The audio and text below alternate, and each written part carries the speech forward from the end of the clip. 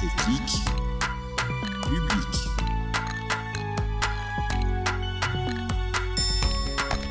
Technique publique. Pourquoi choisir le service public ? Pour quel métier ? Pourquoi faire ? Ici, on te donne le déclic pour t'engager au cœur du service public. Je m'appelle Romy, je suis rédactrice au bureau B2 de la direction de la législation fiscale. Si j'ai pu avoir un déclic pour les finances publiques, c'est au moment de préparer le concours de l'INSP. Donc j'étais à la prépa INSP et j'avais des cours de finances publiques. Donc je trouvais que c'était très intéressant et en fait je me suis rendu compte qu'on pouvait très vite s'adapter sur des matières, même quand on a un parcours de généraliste. Voilà, c'était plutôt à ce moment-là. Donc ce qui était bien à la classe talent de l'INSP, c'est que vous avez des enseignants, des formateurs qui sont déjà en poste, qui sont administrateurs d'État et qui viennent donner des cours. Et dans ce cadre-là, il se trouve que mon enseignant de finances publiques était chef de bureau à la DLF, donc au bureau C1. Ça m'a beaucoup intéressée. Et en fait, je me suis adressée à cet enseignant en lui demandant si je veux travailler du jour au lendemain à la DLF, est-ce qu'il y a un stage pour commencer, quelque chose pour que les choses soient plus concrètes pour moi et puis à nouveau pour me donner le temps de me projeter. Et c'est donc cet enseignant qui m'a ouvert la porte et qui m'a accepté en stage donc de 3 mois. Et là, on découvre finalement les choses sous un tout nouvel angle puisque il ne s'agit plus de préparer des concours, des matières, mais on est dans un cadre professionnel, on rencontre des gens, on rencontre des équipes, on voit ce qui est attendu de nous. Ça me donnait beaucoup envie de continuer, donc j'ai fait ensuite un poste de contractuel pendant 8 mois, le temps de préparer le concours d'inspecteur des finances publiques pour revenir finalement titulaire sur ce même poste. Quand vous arrivez dans un bureau, vous êtes dans un bureau métier. À la DLF, en fait, c'est trié par impôt. Donc, je me suis retrouvée au bureau qui traitait de l'impôt sur le revenu, de l'épargne salariale, l'épargne retraite. Donc, c'est les sujets du bureau sur lesquels vous êtes amené à travailler. Les premières tâches qu'on va te demander, c'est de rédiger une note. Tiens, voilà, il y a telle saisine qui arrive, il y a telle question de droit qui est posée. Essaie de faire des recherches pour dire, du point de vue de la fiscalité, comment répondre en droit. Donc finalement, c'est un travail très objectif, puisqu'il s'agit de pas de donner son avis personnel sur des choses, mais d'être très renseigné sur un petit point spécifique qui fait l'objet d'une demande sur laquelle il faut répondre en droit. Et s'il n'y a pas, effectivement, chercher quelle est la meilleure réponse à donner. Donc c'est beaucoup de rédaction, beaucoup de recherche. Et puis aussi au début, vous avez un petit dossier avec beaucoup de notes de la section, beaucoup de fiches, beaucoup d'éléments sur lesquels on s'imprègne.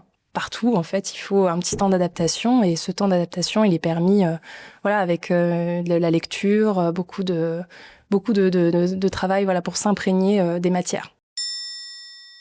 En fait, c'est un vrai travail de répondre aux saisines qui nous sont formulées. Les saisines, elles répondent à plein d'acteurs différents. Ça peut être des institutions qui vous posent une question, ça peut être plein d'organismes variés, ça peut être des États. Donc, il s'agit vraiment de répondre à ces questions. Ensuite, vous avez la partie doctrine administrative, c'est-à-dire que chaque année, après la loi de finances, la DLF commente les dispositions fiscales qui ont été votées en loi de finances. Ces commentaires s'intègrent au bulletin officiel des finances publiques, donc le BOFIP, qui est mis à jour aussi régulièrement que possible. Et ces mises à jour, donc, elles sont faites en partie par les rédacteurs, dont le travail sera visé ensuite par la hiérarchie. Donc il y a la partie commentaire qui est très intéressante, parce que là aussi, il ne s'agit pas seulement de regarder les précédents et de voir comment répondre à une question, puisque c'est à nous de mettre à jour le droit. Et vous avez également la partie législative, travaux législatifs, qui est très très importante à la DLF, qui est liée au projet de loi de finances annuel, mais également d'autres projets de loi dans l'année qui ont un impact fiscal. Donc là, en fait, la DLF peut porter des mesures en amont du projet de loi, ce qui nous amène à parfois aller au Conseil d'État, où en fait la DLF est entendue par le Conseil d'État pour justement examiner les mesures qui vont être faites, en quoi est-ce qu'elles sont viables juridiquement, en quoi elles peuvent poser un problème. Donc il y a un vrai travail d'échange avec les institutions. Après, le projet de loi passe à l'Assemblée nationale en première lecture. Donc là, c'est un travail qui est totalement différent de ce travail rédactionnel que j'expliquais au début. Par exemple, vous allez avoir 3000 amendements qui vont être déposés sur le texte. Chaque amendement va être ventilé sur le bureau responsable. Donc, il y en a beaucoup à la DLF qui sont traités. Et quand on reçoit un amendement qui traite d'une matière, par exemple, moi je suis dans le bureau métier sur l'impôt sur les sociétés, si je reçois quelque chose qui concerne une exonération, eh bien dans ce cas, il faut proposer une réponse à cet amendement, dire si on est favorable ou défavorable, pourquoi, donc faire un argumentaire détaillé. Et en fait, cette réponse à l'amendement sera lue par le ministre le jour où le texte est débattu sur ce point. Donc c'est un travail qui est maintenant beaucoup plus politique sur cet aspect, qui est plus formel aussi, parce que là, on a moins de pattes créatives, en fait. On essaie de répondre synthétiquement à l'argument en fermant la position, donc c'est assez intéressant. Donc les travaux législatifs, c'est une autre temporalité que ce qu'on fait. C'est un temps qui est dans l'urgence, c'est un temps court, alors que d'habitude, on est sur le temps long. Quand on est face à nos dossiers, on travaille seul, alors que pendant les travaux législatifs, c'est de l'équipe, puisqu'on traite nos amendements, on fait remonter, on échange avec nos chefs, on échange avec la hiérarchie, et la hiérarchie nous emmène voir finalement les résultats finaux de nos travaux à l'Assemblée, au Sénat.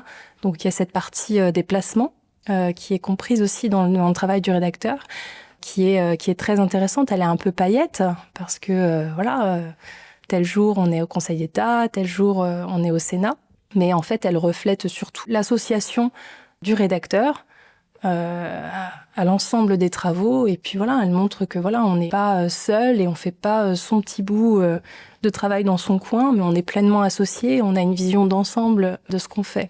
Donc les tâches d'inspecteur à la DLF sont assez diverses. Il y a ce travail rédactionnel, ce travail de commentaires et de travaux législatifs. Les tâches changent au fil des jours et au fil des périodes.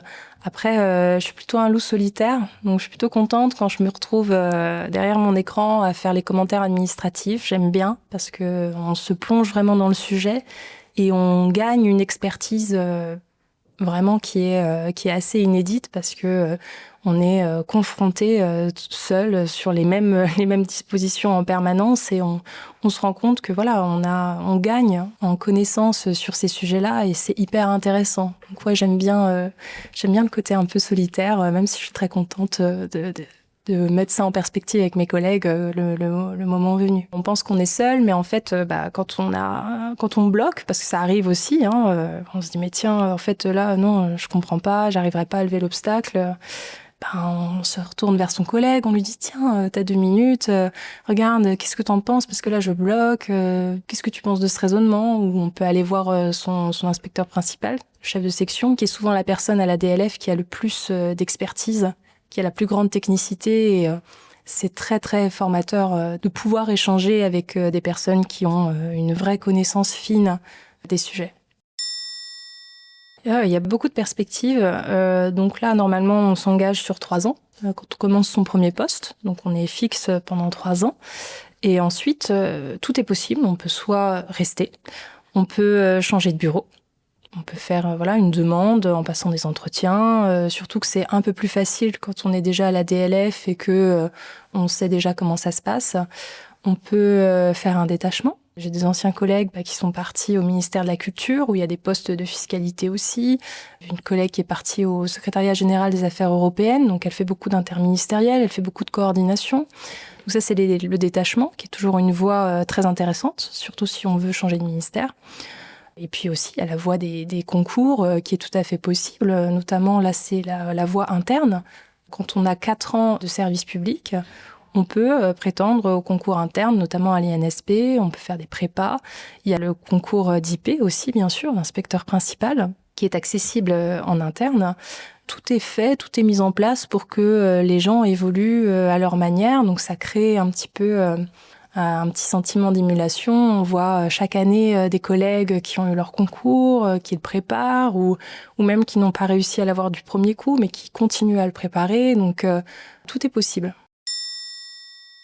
Si je devais résumer mon métier en 3 mots, je dirais le premier, la rédaction, puisque c'est vraiment un travail où c'est de l'écrit pour répondre, pour s'inspirer des réponses. En fait, on fait rien sans ça. Notre travail rendu, c'est un écrit, que ce soit la note, le projet de réponse. Donc vraiment un travail de rédaction. Le deuxième, l'adaptation, parce que les tâches sont toujours différentes, il n'y a jamais une journée comme les autres et il faut être prêt à abandonner ce qu'on faisait les 2 derniers jours pour faire totalement une urgence qui est arrivée et qu'il faut traiter. Et le 3e, fiscalité, parce que malheureusement, on est quand même à la DLF, donc on fait de la fiscalité, on rédige pas sur autre chose que ce qui a trait à la fiscalité. S'il y a un message que je voudrais faire passer, c'est de se dire, ok, il faut pas avoir un poste préconçu dans la tête en se disant, tiens, à 8 ans, en fait, je sais que je vais être inspectrice des finances publiques. En fait, il faut cultiver le plus possible des choses qui nous intéressent, des matières qui nous portent pour que, voilà, le jour J, oui, ça pourrait correspondre parce que j'ai tant de cordes à mon arc. Merci à vous tous de nous avoir écoutés, en espérant que ce récit vous aura aidé à y voir plus clair dans les métiers du service public. Si vous avez aimé cet épisode ou s'il vous a fait penser à quelqu'un, partagez-le. Pour découvrir d'autres métiers du service public, abonnez-vous à notre podcast et on se retrouve très vite pour un prochain épisode. C'était Déclic Public, le podcast du réseau des écoles de service public.